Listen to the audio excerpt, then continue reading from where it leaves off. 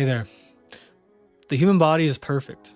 Injury is never caused by too many games. This is an important message for all footballers and something I wish I realized when I was 14, 15, 16, 17, whatever. At any point in time, I wish I realized this earlier. Injury is never caused by too many games. This is the source, or the sources, of all football injuries. It's day 18 of the 30 for 30. My name is Taylor Davidson, and this is Football Entangled. Now, I'm going to list a few sources of injuries, and most of you guys probably are doing most of these things. So, number one, artificial blue light. This is the light from your screen, from the overhead lights in your room, from your phone.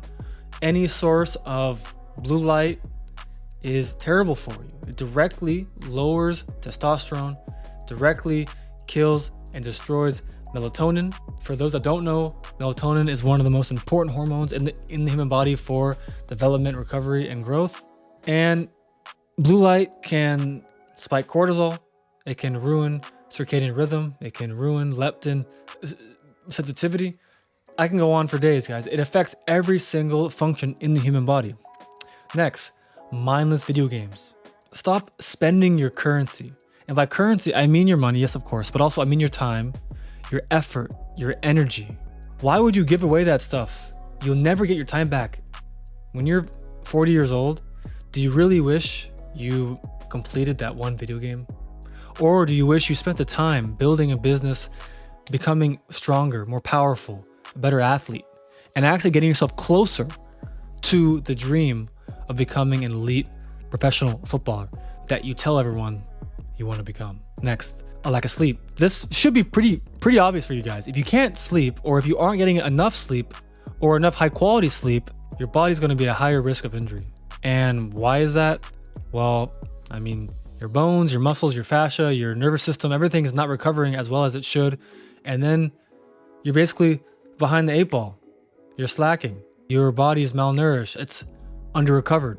And then so everything suffers. Biomechanics, your force absorption, everything that is involved with you performing is going to go down. And obviously that leads to more injury. Next, Bluetooth, Wi-Fi, and cellular radiation.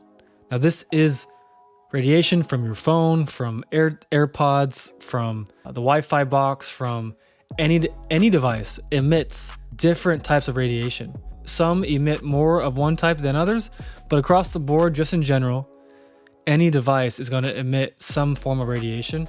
It's best for it to be off, especially when you're sleeping. And definitely don't answer calls like this. Keep the Wi-Fi box off at night. Turn off Bluetooth. You don't need it. It's not cool to have all these stupid devices out there that have Bluetooth. It's not trendy. It's just marketing to make you think it's cool. And so you buy all this junk. Next up, refined sugar, toxic seed oils, and basically any kind of processed junk food. Most food everyone's eating nowadays is toxic. It's literally killing your body. So many ingredients in food has been called back years later saying, oh yeah, it was shown to cause serious illness, cause this, and that, and the other illness, and other things that probably shouldn't be named on these platforms like YouTube. Next up, lack of meat. So many athletes get caught in this plant-based, vegan, vegetarian nonsense. Every one of these pro athletes that has gone vegan or gone vegetarian, they stop like a year later because they're injured and their hair is going away, their skin's sagging, they aren't recovering, they have no libido, like their girlfriend dumped them because they can't get it up. Just all these very obvious indicators that their health is not where it should be. Next, supplements. So many of you won't like this one. Supplements cause injury, yes, because when you take all these toxic powders that are dried, roasted, and basically cooked in a way to get it to a form of powder so that you can put it into your little shake, that process kills it. It kills the bacteria and the enzymes, which are the two things that make it digestible by the human body. Without those, it's not digestible. So what does your body have to do when you ingest this toxic dead powder? It has to produce stress hormones like cortisol to bind with it so that it doesn't kill you. And then you think you feel better because of the stress hormones. Your body's more alert. And why does your body do that? It's so you can be more alert and make better decisions to not be in that situation where you're ingesting toxins. And this is the same thing where people get too far down that rabbit hole of cold therapy and ice tanks and doing cold baths. Yes, grounding is great. Going in the cold ocean is great. But when you're constantly adding to your stress bucket of just having a big tank of ice in the back, even when it's cold outside in the winter, that's literally not improving your health. If you want to get the most benefits from quote unquote cold therapy, you have to do it in nature, away from radiation, where the grounding is the most healing part of it, because water acts as a Faraday cage. Next, modern cushioned shoes. Anything that takes away from the demands of life that you can use as a crutch, that gives you support and cushioning, is going to atrophy the muscle, or in general the functionality that existed there to handle that stress or to handle that stimulus. When you wear modern cushioned shoes, yes, it feels good for a time, but eventually it breaks down the function of the feet, and that creates a domino effect of other issues across the body where you become more muscle driven and less fascial driven. Because when you atrophy the feet and you suffocate your senses in the feet, which happens because you aren't barefoot enough, everything else in the body, especially your fascial system, because everything starts there as far as fascia goes, is going to suffocate and die because you're not nourishing it. You're not stimulating your feet, which on the bottom of your feet there's thousands of touch receptors, and your brain lives off that information about your environment to decide, okay, how should I stand in this position? How should I balance? How should I run, jump, everything? So your body needs nourishing via information, and that can happen with training, with food, with lifestyle, and everything else in between all that stuff. Next up, fascial adhesions. These are knots in your fascial web that prevent the optimal gliding of fascia. When you do things like being in a chair all day, when you have surgeries, when you have injuries that you don't heal correctly, it creates fascial adhesions to basically, as a response to that, your body's trying to help you out, but it doesn't know any better in terms of elite performance and long-term pain-free movement. That's what you must think about. And doing myofascial release the way we talk about it in the tribe is how you fix that. Next up, traditional weight training. Now, most of you guys won't like this. Oh, weight training makes you strong.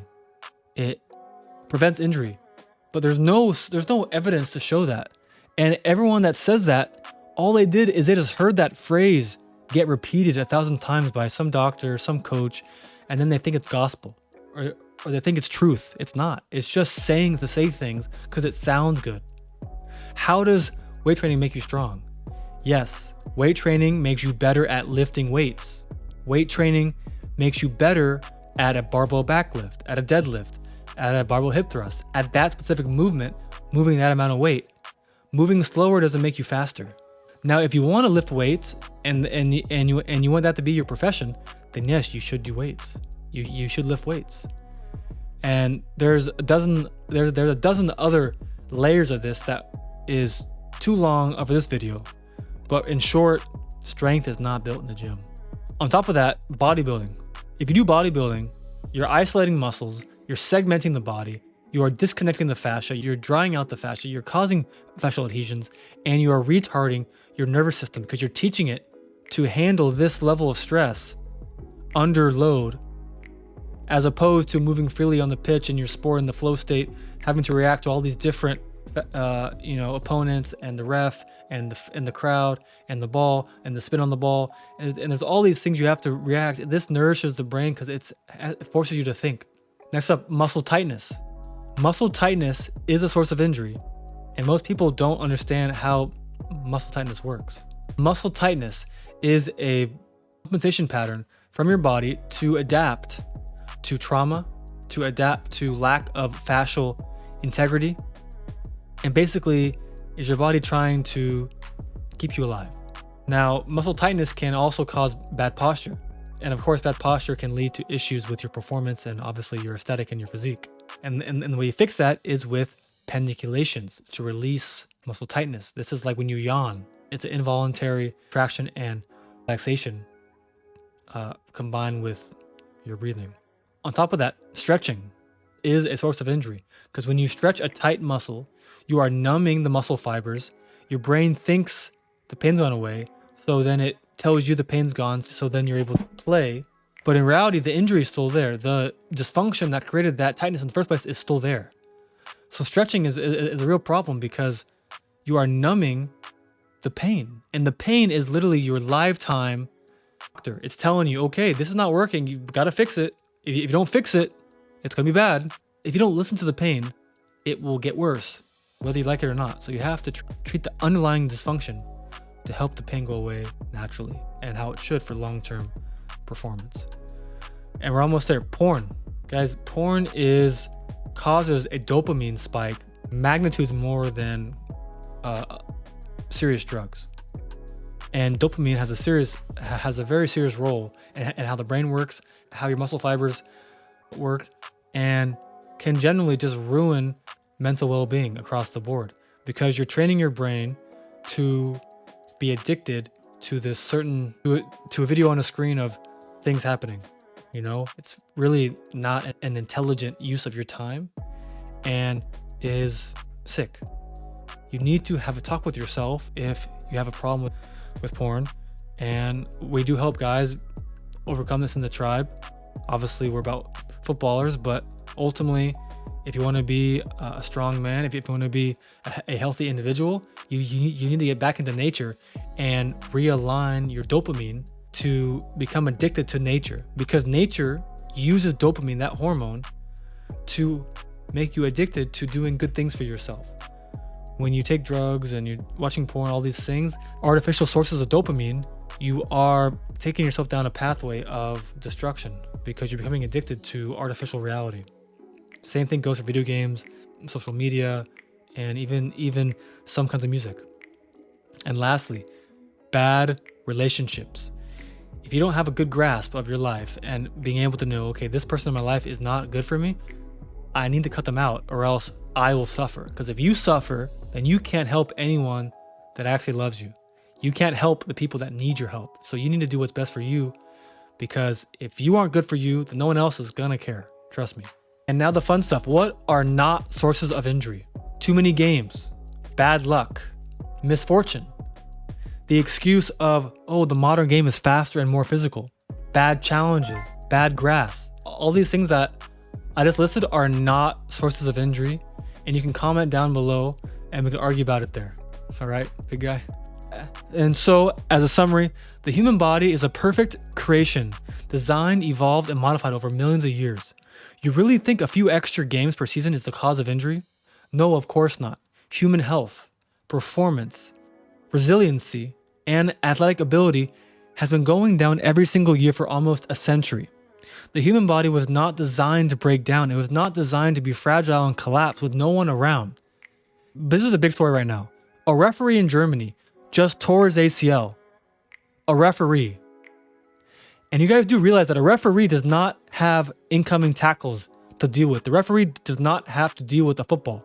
The referee just has to run around the pitch and blow a whistle. If a referee tore his ACL, that is the most obvious sign that everything you've been told is a lie. If these guys are falling over and collapsing and tearing an ACL, which is one of the most catastrophic injuries there is, then I don't know what to tell you, because this is the biggest wake-up call there can be. Injuries are a reality check that what you're doing is not working. They are a big alarm that you need to change now. Comment below baller if you're ready to get the football injury blueprint for free and become a true modern footballer. This is day 18 of Football Entangled's 30 for 30. My name is Taylor Davidson. Good luck. See you tomorrow.